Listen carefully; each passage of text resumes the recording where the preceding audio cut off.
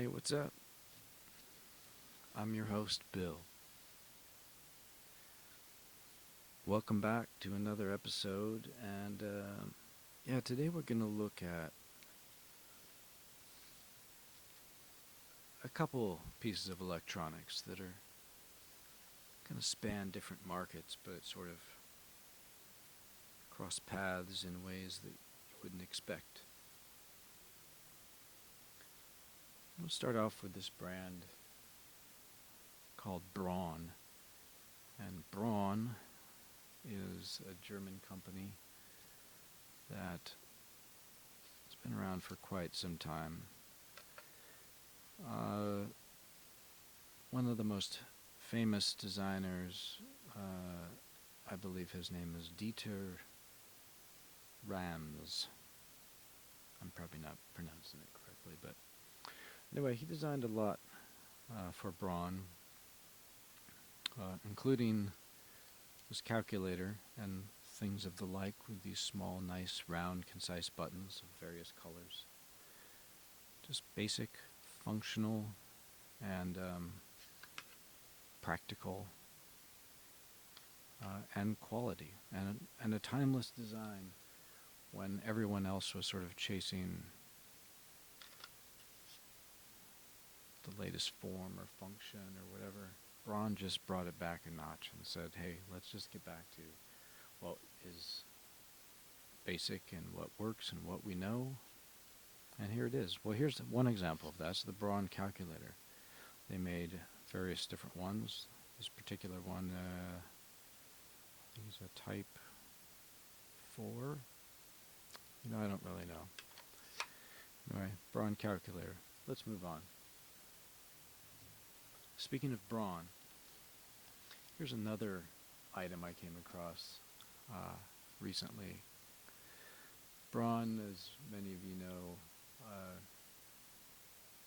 used to make speakers and old stereo gear. Of course, a lot of you know Braun is making shavers and I don't know what else they make. Coffee grinders, coffee makers. But anyhow, they used to make accessories for cameras, in particular flash units. Whoop. Well, that box was in good shape, but anyway, here's a nice Braun Hobby F34R flash unit for your camera. Here's the manual, and it says, I'm happy. Oh, wait, no, it says, I'm your Braun Hobby F34R. Here's how to use me for extra fun in your photography. And it probably goes on to tell you 10 different ways how to slap this flash across your... Well, anyway, here's the registration card. Let's check it out. Here it is. Well, we've got a lot of stuff going on in here, but here's the main flash unit. As you can see, it's got that same sort of clean, I don't know, modern, minimal, like just like an appliance, like a good product should be built like an appliance. It should have form and function. It shouldn't be jarring or jagged to look at. You should know exactly what you're doing with it at all times. You don't buy it as a fashion statement, but in a sense, it is one because it means you understand. Well, anyway, it's got a power cord here that is, this particular plug apparently is for some type of rechargeable batteries. As of right now, ooh, look, there's a little past sticker in there. As of right now, I don't see any rechargeable batteries, so I guess you could probably buy some nickel cadmium or something like that if you could even find them. But let's try out the flash.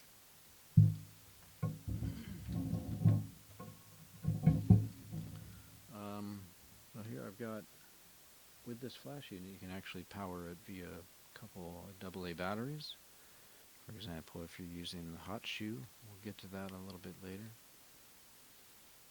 Or right on the top, you can just plug it in. And look at this there's a switch on the top that allows you to either run AC, or if you're running batteries, you just close that. Anyway, here's, I think, for a remote if you don't have a hot shoe. But if you do have a hot shoe, oh, you know what, this might just be a cold shoe flash, so there's no electronics actually going through the ball here. I'm not sure. I'll look into that and get back to you if you're really curious. Anyway, this is the Braun. Woo, it works. We're going to move on. Braun, so pack up your things. We can't go far without our Braun. Dieter Ramps is on the radio.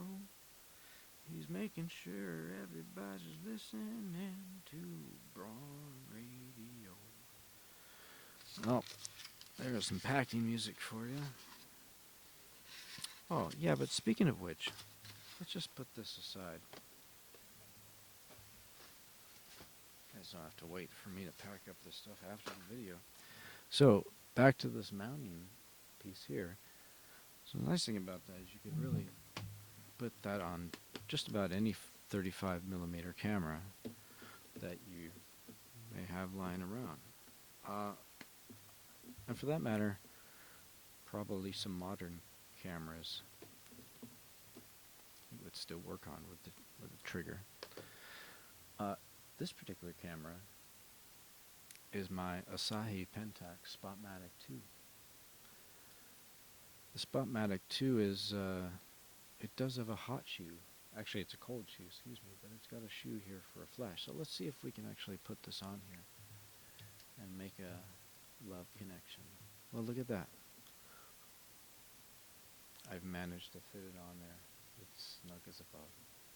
Now, when it's really dark, and we just want a little bit of that fill-in magic, we can slip on the Braun. Nobody really notices it. It's nice and, I don't know. It's nice. Moving on from the Braun, I'm going to touch base a little bit on this camera. This is a Japanese-made single lens reflex, as you can see, 35mm. This one uses a 1.4 aperture lens. If you take a close look in there, you can probably see that aperture close and shut. See that? Yeah, when I open it, and then I close it.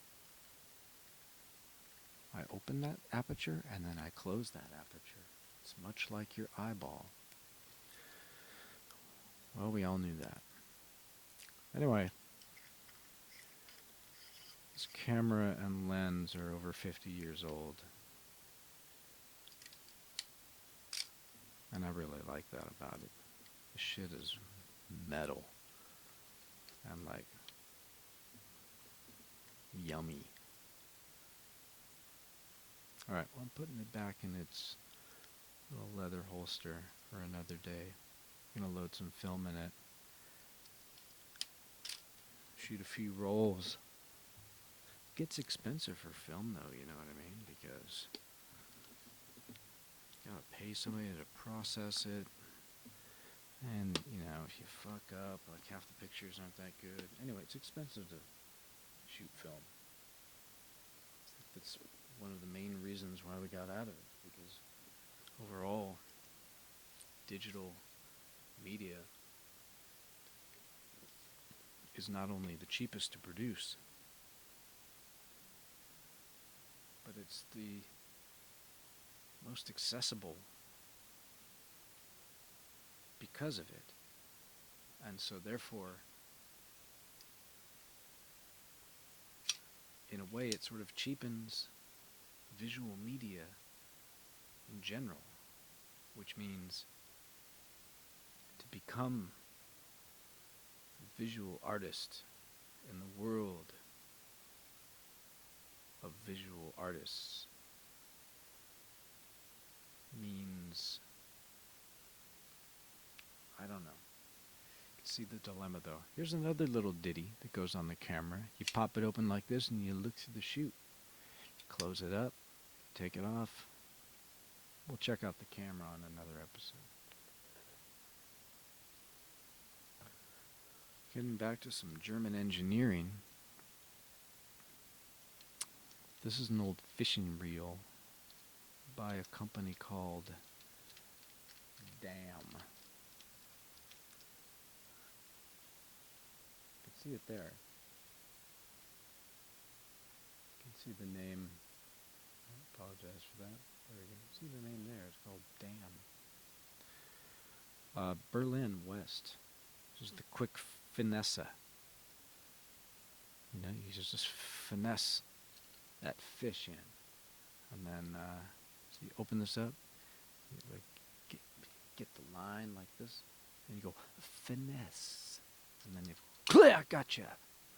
Gotcha, fishy. So you're going to try that again? Open it, hold on. Got the line, open it up, and you go finesse. And you close it. Oh, damn it, you can't close it. It closes. Finesse! And then you got another fishy. Anyway, yeah, it's got some old grease in here. Things are kind of goofy, but look at this thing. It's this cool, I don't know what this coating is. This amazing sort of textured. It's not like that cheap, spray paint you buy these days. This is like the real deal stuff. And like this knurled aluminum handle on it. And then you also have this thing, this little lever. Looks like it's got several positions. So in this position, it gives you a little click, stops you from going into reverse. You bring it up one, no click, and you got reverse. Bring it up to the other side, you got no click, and you still got reverse. Maybe those really aren't spots. But on this side, whoa, look at that. I'm going to reel myself in reverse. How's that? Check that. I'm still reeling in reverse. So, whichever way you got the... That's really weird. I guess you could be reeling like this. Just on the fly. Hey, I'm reeling this way. Oh. Well, anyway. It's the damn reel. Spent way too much time on that. Well, that's about all we have in today's episode.